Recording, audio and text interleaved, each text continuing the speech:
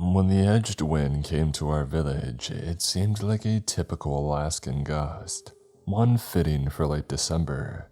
But then as the tall tide of frost lashed against the shore of our home, the sagging branches of the yellow cedar trees stopped bouncing, and I abandoned the idea of the breeze being a breeze at all. Once others understood that the time for running had passed, the unholy wind reached the village's main road, causing two moving cars to sharply and statically stop. The vehicles were frozen in place, much like the people within those metal graves. Onlookers, enjoying a brisk afternoon in the park, began to scream as loved ones succumbed to that supernatural end, imprisoned in a capsuled moment of time. Those first few victims were the lucky ones. They had been oblivious to the fate which awaited them.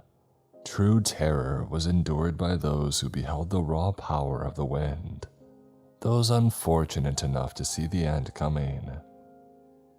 Regardless, the remaining townsfolk, burdened with the awareness of impending doom, futilely attempted to escape the approaching breeze. Those fleeing residents, far slower than the unnatural frost, were halted in haunting poses as the wind bit into them. Limbs were suspended in mid-air positions, eyes were left wide and unblinking, mouths were cursed to forever gape in horror. "Run!" Dad screamed, sprinting towards us from a nearby park bench. My brother, my childhood friend, and I were sitting in a sandbox, already engrossed in a fantasy world. I wondered whether my imagination had conjured up the wind. I thought my mind had transcended into a higher plane. It was my way of processing the trauma. However, I accepted the reality of the situation when my father shoehorned the three of us into his Volkswagen Golf. The icy jaws of the wind were nearly nipping at the rear of the vehicle as Dad twisted the key in the ignition, but the beat-up car rapidly lurched forwards. My father wrenched us away from the frost seconds before it consumed us. "Daddy, where are we going?" I tearfully asked. "I don't know, Jillian," he weakly moaned, maneuvering around fleeing cars and pedestrians. "Are we picking up Mommy?" Alan asked. Dad ignored my brother's question. I was only 8 years old at the time, but I knew that my mother wasn't coming. I understood the significance of the tears in my father's eyes. For 26 years, I successfully managed to suppress that memory. Did such a good job, in fact, that I almost believed it had all been a dream. I started to believe that we had simply moved away from our hometown, and Mom had simply chosen to stay. Dad never convinced me otherwise. He never talked about what had happened. Neither did my brother. As for Leon, he moved to an orphanage in Anchorage.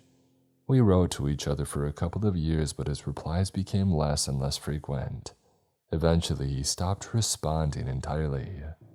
I used to wonder why my father didn't adopt my childhood friend, but I suppose that would have forced him to accept what happened. And like me, he had no intention of doing that. I thought we would run back to England, having failed to achieve the American dream. But Dad kept us in Alaska. I assumed that he had been driven by stubbornness, or guilt perhaps. We had already fled our home. Perhaps fleeing across the pond would have been a step too far. Perhaps it would have felt like truly abandoning our mother. Whatever his reason for staying, Dad didn't tell anybody the truth. He never went to the police. He never returned to look for Mom. "Don't look back, kids," I remember him whispering as we fled the frost. I followed that advice for the next couple of decades, only recalling the event for the briefest moments, from time to time. When Dad bought the first computer for our family in 2000, I Googled the name of our old town. I typed the word before realizing I was even doing so. I was still young, of course, but I knew that nothing about our speedy departure had been normal. I wanted answers. I had expected to discover that my village had become a ghost town. That would have made sense. Alaska's unforgiving climate breeds desolate places born to be abandoned. However, these search results revealed nothing. So I told myself that I had imagined the village. I told myself that we had always lived in Anchorage. As the years passed, I became comfortable with the notion that none of it had ever been real, not even my mother, and that was why I didn't expect to see a certain person again. Happy birthday, Jill. My jaw dropped when Leon Taylor appeared on my doorstep. It might seem strange that I would recognize a man who was a child when I last saw him, but Leon always had distinctive features. I immediately identified the mole on his neck, just below his facial scruff and those sorrowful eyes, shadowed by his unmistakable overgrown brows. "Leon?" I gasped. "What are you doing here?" The man smiled weakly. "Sorry, Jill, I should have done this the millennial way. Oh, reconnected through Facebook." "No, I just never thought that I would see you again. Do you want to come inside?" I asked, motioning at the hallway. Leon nodded, and so I made a couple of coffees while my old friend seated himself in the living room. A boy who I'd almost forgotten, almost entirely erased from existence, just like our old town. But I had always known just beneath the surface of my shallow memories that it had all been real. The truth of my childhood was always within reach. As I brought the drinks into the lounge, hands trembling, I tried to dispel the thoughts flooding my mind. Thoughts of that awful day. "How's your dad? How's Alan?"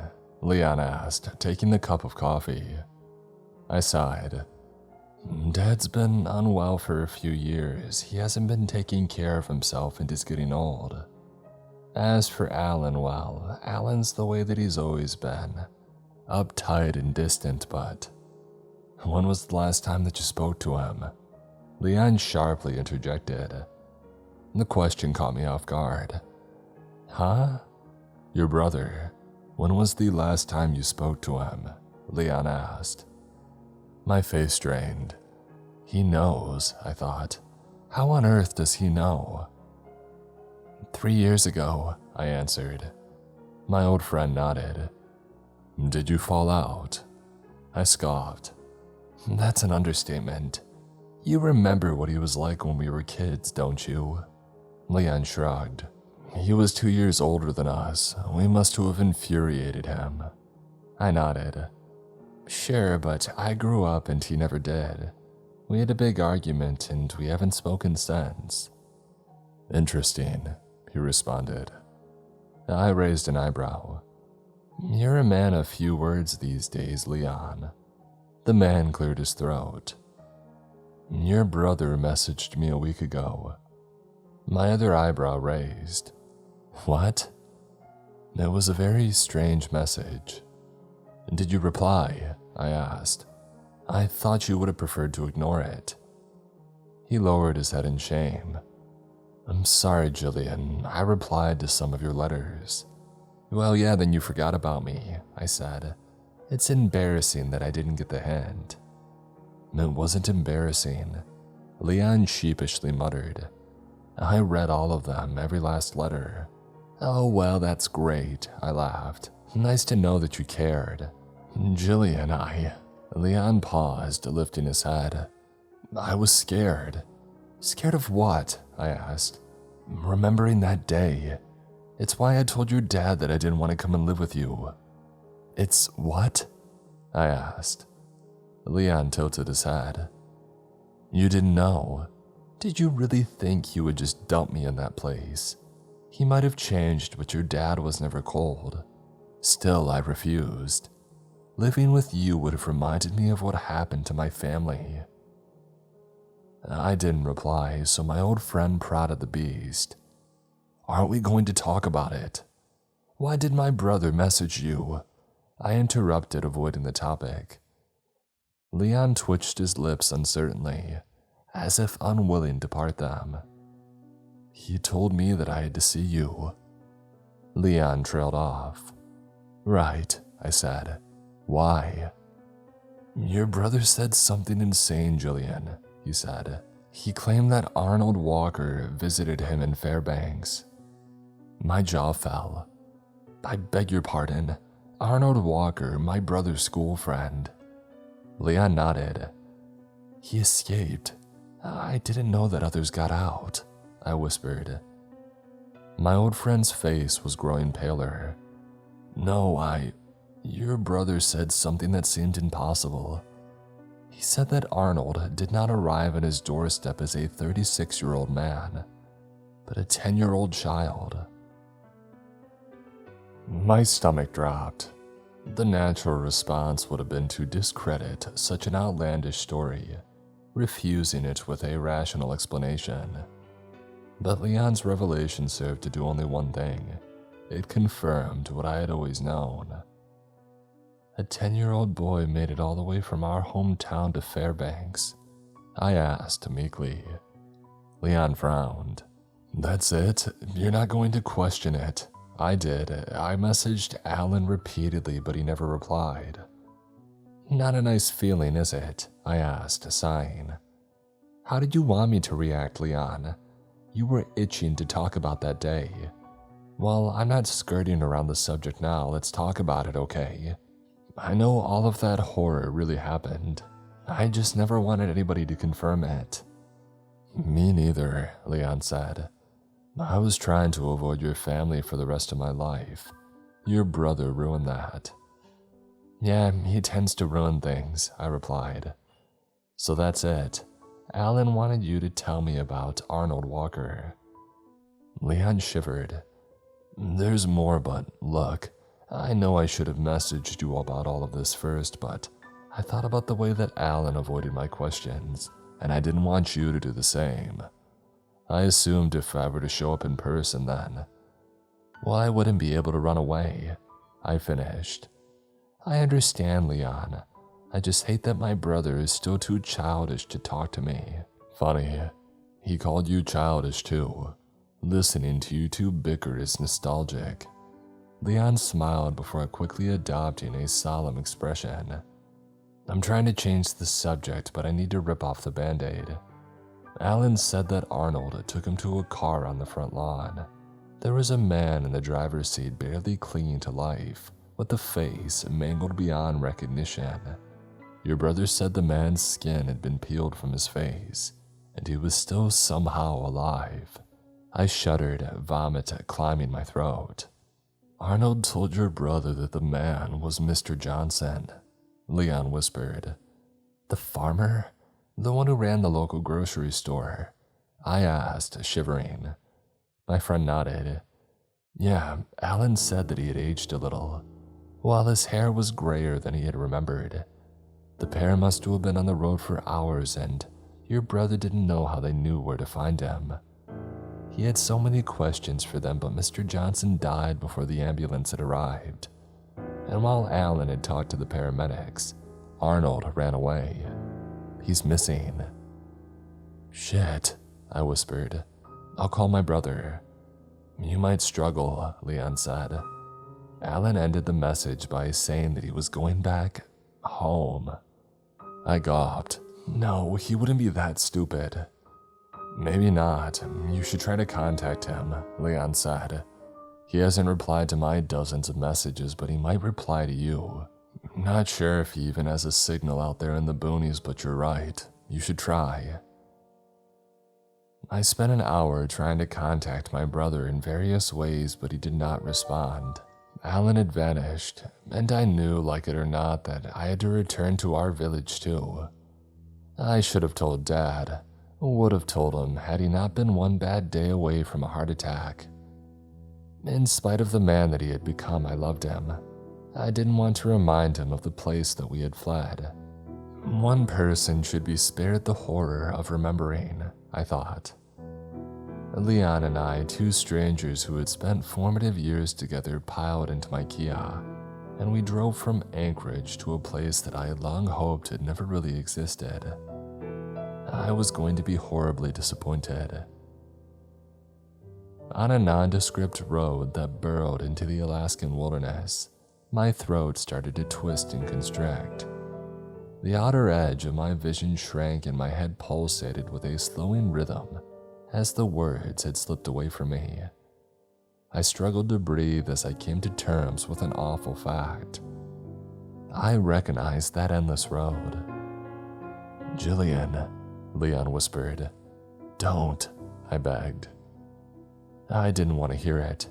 I wasn't ready. I had known all along, of course, that our village existed, even when extensive research had revealed nothing about the town. When I thought of the way the breeze had consumed the town, erasing its residents, it made sense that it would erase the very place itself. After all, even I had started to doubt its existence, and I had lived there. Accepting the unearthly nature of the event wasn't as tough as you might imagine. If anything, I had fought hard to deny it. I wanted to ignore the existence of a paranormal force, though I had witnessed it with my own eyes. Even if there were some Alaskan breeze powerful enough to instantaneously freeze an entire town, we hadn't witnessed that. We had seen something else. We had seen that glacial wind freeze the town. Not its people, but its tether to time. After an hour of following the frosted landscape, we saw something familiar on the horizon. Leon's face mirrored mine as our village appeared, a bulge of ruin and decay growing as we neared it. And when we had crossed the threshold into the desolate town, the reality of our quest had finally dawned on me. "Where is everybody?" Leon asked. It might seem a moronic question to an outsider. Our old village was clearly an abandoned place. No rational person would expect anybody else to be there. Of course, though, I understood Leon. He had asked the same terrifying question that was circling the drain of my mind, refusing to flush away. I thought back to that terrible day on which hundreds of people froze in time. And then I thought of Arnold Walker and Mr. Johnson, the two residents who had supposedly shown up at my brother's door. One of them had looked no older than he had been in 1998. "Time resumed," I finally mumbled. "Yeah, but where did everybody go?" my childhood friend asked. I didn't have an answer. Neither did my brother, and that was why he had come here. That's not the real reason, I thought. He was hoping to find her. I rolled onto my old street, noting that the trees swayed in the wind and birds flew overhead, signs that time was flowing. I wondered whether others had fled in the same fashion as Arnold and Mr. Johnson. I even allowed my heart to soar a little as I considered that my mother might have freed herself, might have found Dad in Anchorage, might be wondering where Alan and I had gone. However, I knew that not to be the case. Mom hadn't arrived at my door, and there had been no national news coverage about people emerging from a town that didn't exist. There had only been an old half-butchered man and a quiet boy. Both were gone, and I had questions about the nature of their escape from our hometown, given my brother's ominous message to Leon. Something was still dreadfully wrong with our village. 26 years had not changed that. The people of the village hadn't disappeared into the sunset. Whatever had happened to them, I knew that it wasn't good. Possibly worse than what happened to Arnold Walker and Mr. Johnson. I pulled onto the driveway of my childhood home, gently trundling over cracked asphalt. Weeds squirmed through the wounds of the suburb as nature sought to erase my childhood from existence. There was no need for that, of course. The wind of 1998 and whatever secrets it held had already done a fine job of wiping my hometown from reality. "Do you think he comes here?" Leon asked as I turned off the engine. "Yes, and we both know who we wanted to find," I said. My childhood friend nodded, and we both somberly climbed out of the vehicle. The village was colder than I had remembered. For a mid-afternoon day in late May, it was unseasonably chilly. Alaska, for the most part, is not the Arctic hellscape that many people imagine. Not in all parts of the state anyhow, and certainly not in late spring. The air also felt stale. It carried the stench of evil and it seemed to be tinged with frost, as if that demonic breeze were still lingering in the air, nearly 3 decades later. I knocked on the rotten front door, surprised that it didn't break with a slight rap of my hand. "Alan?" I yelled. "It's Jillian." My brother didn't respond, but I wasn't concerned. If he had been there and Mom hadn't, then he wouldn't have wanted to stay. I wanted to use that as an excuse to turn around and leave. I already assumed that my mother wouldn't be there, but another part of me knew that my assumption was more of a wish. In a similar way, I had been secretly glad to find that nobody was in town. There was only one person that I hoped to find in my old village, and that was Alan. I was terrified by the prospect of finding anything else. "Jill," Leon started softly. "Come on, we have to do it." "Do we?" I asked. "This was a mistake. We should turn around. I agree," Leon sharply interjected. "But we have to find your brother, and when we do, we'll convince him to come back with us. We'll convince him to leave this place behind too." "Why did you come to see me, Leon?" I asked. "You could have ignored my brother's message. You could have pretended none of this had ever happened. That's what you did when you started ignoring my letters now, isn't it?" "I deeply regretted that for years, Jill," he said softly. "You were my best friend. You were more than that. We were just kids, but I loved you. I've not made another connection like ours, and not even in my adult life." "I know," I replied. "I loved you too, Leon. That's why it hurt when you let our bond peter out.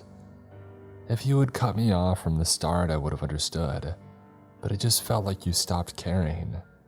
"Never. I just lost the strength to bear that trauma," he explained. "Every letter was a reminder, and that's why I came to your door. That's why I didn't ignore what your brother said. I didn't want something to happen to him. You lost your mother, I didn't want you to lose him too." "We all lost things," I sniffled. "You lost more than me. I just don't understand why you would come back, why my brother would come back. I don't even understand why I've come back." "We never really left this place, did we?" Leon asked. "Not in our minds, even though it doesn't exist in the eyes of the outside world. It never left us, never let go. Arnold Walker and Mr. Johnson lured Alan back, and he lured us back." "Well, that's an unsettling way of looking at it," I timidly replied. "It's the only way I've been able to look at it," he said. "Whatever claimed this place, it remembered us and it made sure that we remembered it. Not that it would be easy to forget. For years, I thought that I had lost my mind, but after talking to you and Alan, I'm not so sure. I find it hard to believe that we've experienced a shared delusion. No, it all really happened, and the memory replays in my mind every day. I'll never get rid of it."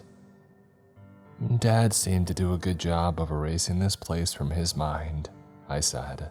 I knew that wasn't true, of course. He had never forgotten.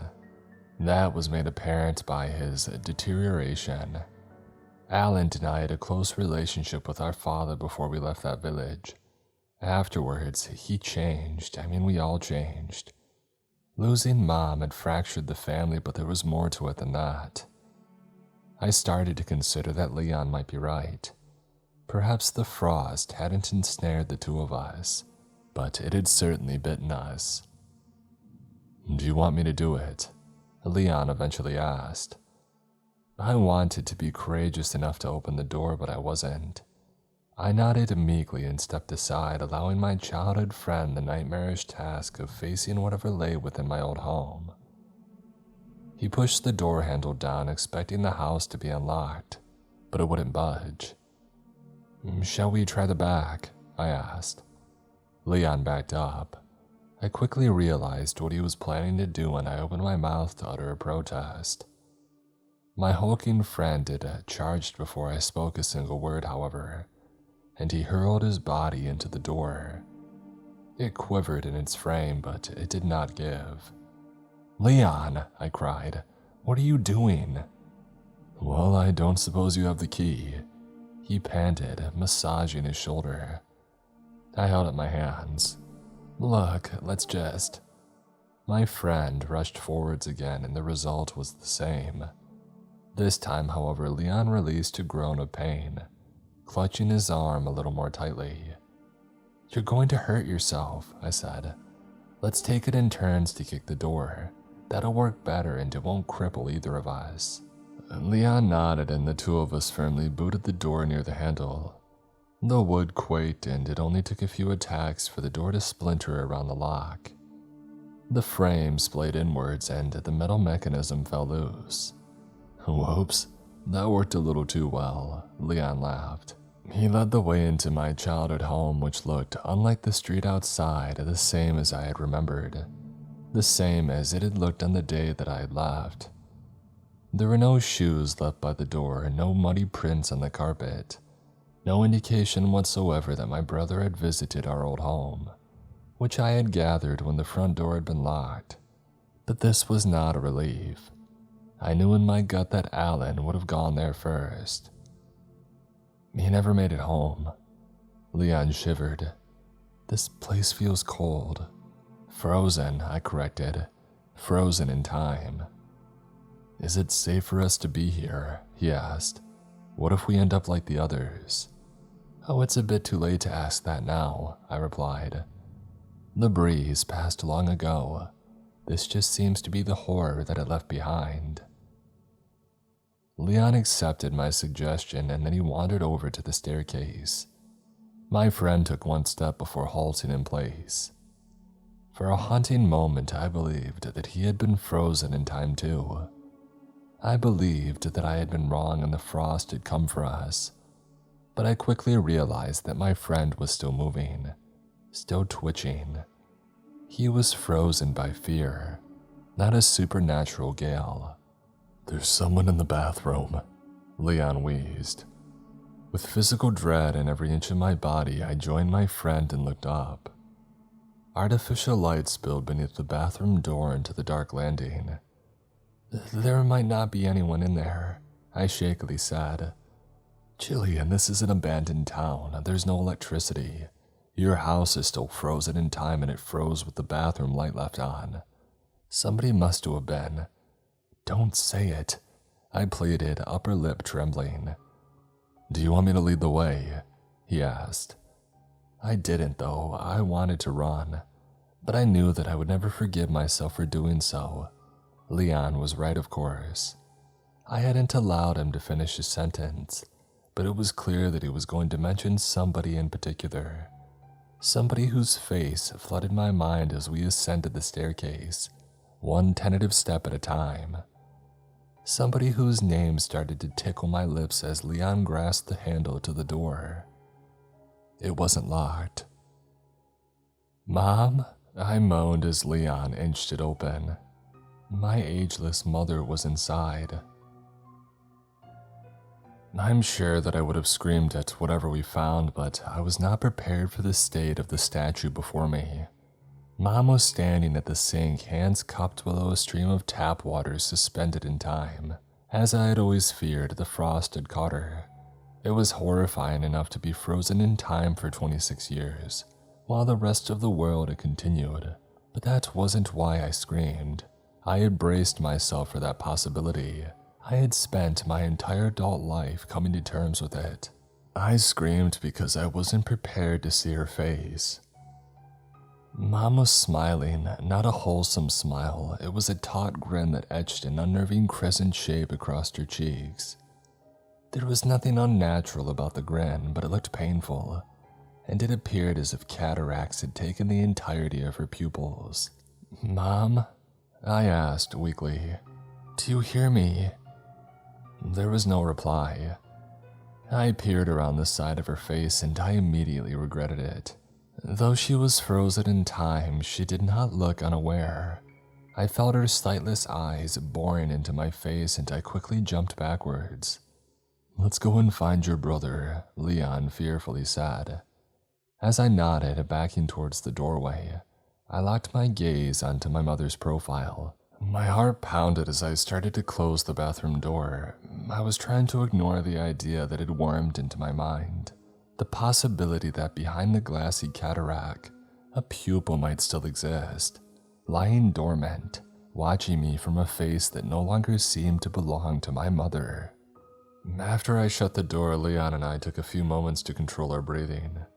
With a slight tremble, my friend finally walked over to the light switch and raised a hand, but I caught his wrist. "What are you doing?" he frowned. "Leave the light on," I whispered. "I don't like the idea of leaving her in the dark." My friend's expression softened and he nodded, seeming to understand my explanation, seeming to empathize. But I was lying. I wasn't worried about leaving my mother in the dark. I was worried about the thing behind that smiling face. "Alan didn't come here," I said.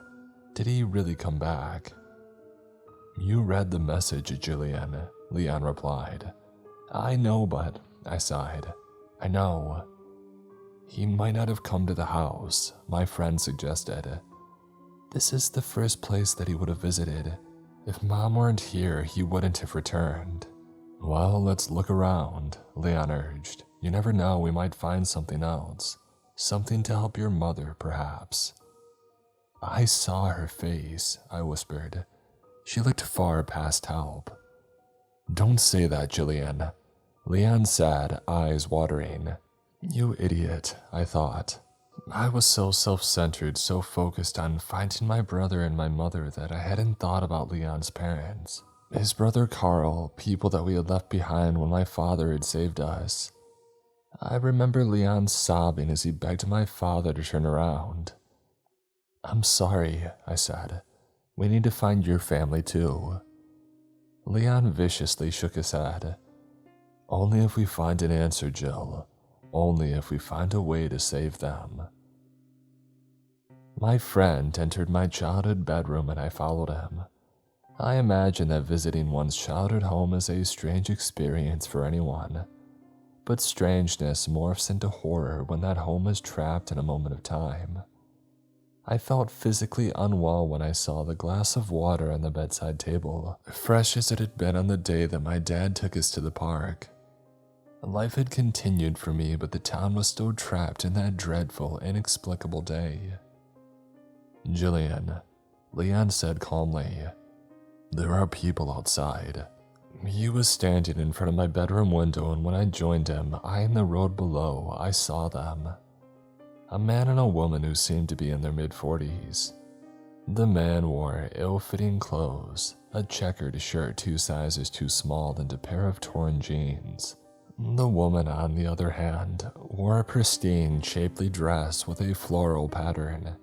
She looked oddly familiar, though her eyes were jittery and unfocused. It was the man who had locked his eyes onto our house. "I vaguely recognize her," Leon said. I nodded. "Yeah, I don't know her name, but I remember her. She looks a tad older, perhaps. I don't know the man, though." "You stay here," Leon said, reaching inside his coat. "Don't come out." "What are you holding?" I frowned, noting his shiftiness. "Just." Leon concealed his hand with the thick wintry coat. "Are you going to stay in here?" My eyes grew as I spotted a glint of metal. "You don't." "No, Leon, please, don't tell me you have what I think you have." "We had no idea what we were going to find here," the man protested. I scoffed. "Leon Taylor carrying a gun, the boy who berated me for killing a spider."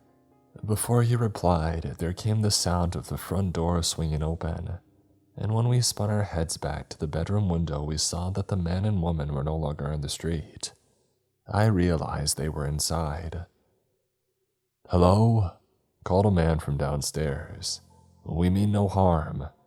"I have a weapon," Leon yelled, slipping the pistol out of a hidden holster. "Don't shoot.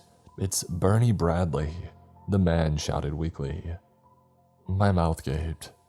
Bernie Bradley was in my brother's school year. I remembered him, and as I recalled the face of the man that I had seen on the street, I didn't find it hard to believe that it had been the face of that same boy. 26 years into the future. "What do you want?" I yelled.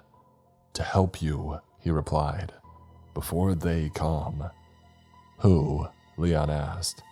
"I'll tell you if you put that weapon away," Bernie said. "I don't trust you enough for that," my friend growled.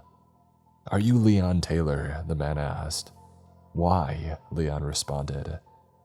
"Sydney Manley pushed you off the swing set and you called her a fat cow," Bernie said. "She ran home in tears."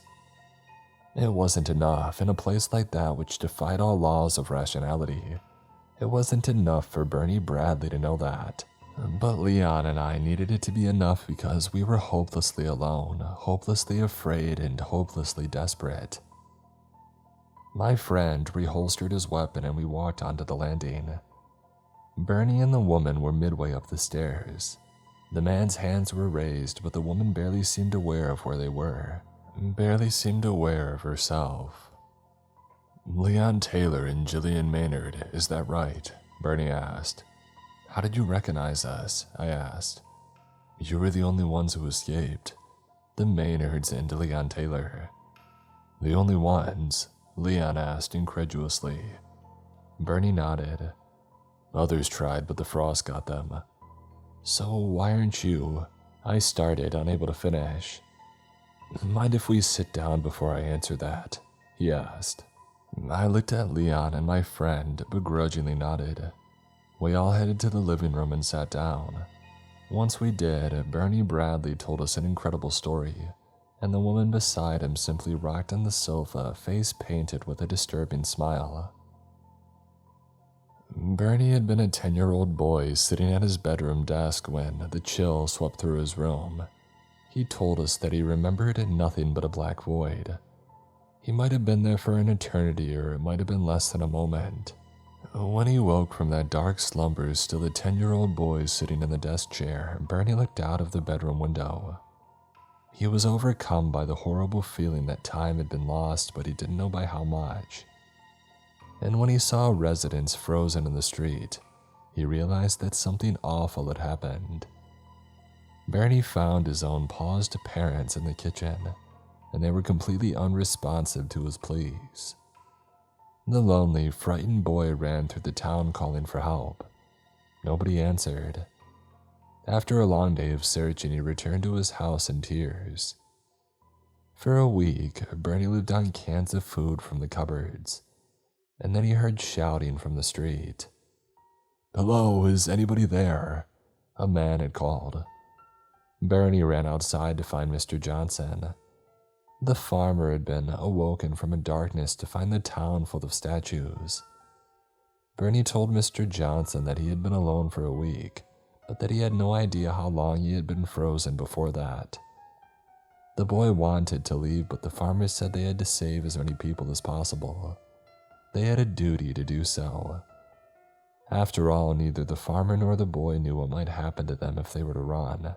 The frost might return. Anyway, Mr. Johnson took Bernie under his wing. The crops in his field thankfully had unfrozen, as had his entire farmhouse. Mr. Johnson fed Bernie and the two of them survived. A week later, they found Elizabeth Coulter, the local head teacher, wandering through the town. Over the course of the following year, a dozen more unfrozen souls were saved and brought back to Mr. Johnson's farm. But things changed as time passed. The newer, thawed souls were unhinged. The longer a person had been trapped in that black stasis, the less human they became. They were still intelligible, but they spoke only of the voice in the void, a voice that they missed in the land of the living. They were irritable, but Mr. Johnson cared for them all the same. Eventually, they fled. And this only worsened as the years went by. After a decade, Bernie's mother and father unfroze. However, his dad ran and his mom only remained because she was lost and confused.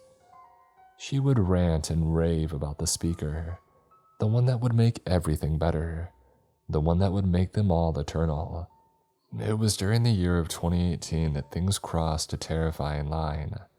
Mr. Johnson had decided that newcomers were not welcome. It was a decision of necessity, not cruelty. The recently unfrozen folk had become more than unintelligible.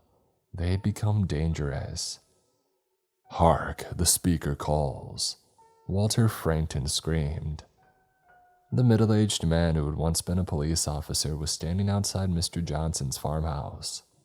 When the community of sane people emerged, they screeched at the sight of Walter holding a charred body above his head. Nobody identified the burnt corpse, but Mr. Johnson wasted no time in drawing his rifle and giving Mr. Frankton 10 seconds to flee. Bernie explained that Walter laughed demonically before disappearing into the night.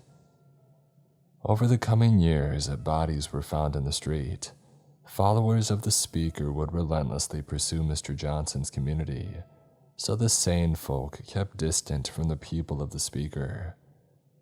A few of Mr. Johnson's followers understood why they stayed, yet nobody felt able to leave. Something was keeping them there. A couple of weeks before Leon and I had arrived, however, Bernie said that Mr. Johnson finally announced his plan to leave. There were murmurs of uncertainty. Everybody wanted to escape, of course, but fear had always stopped them. Still, they trusted Mr. Johnson. If anybody had the power to safely lead them away from the place controlling their minds, it had to be the brave farmer. Packing and preparations began. However, some days later, Bernie Bradley happened to look out of an upstairs window and noticed Mr. Johnson. The old man was wandering aimlessly onto the driveway, stumbling like a drunken man towards his vehicle.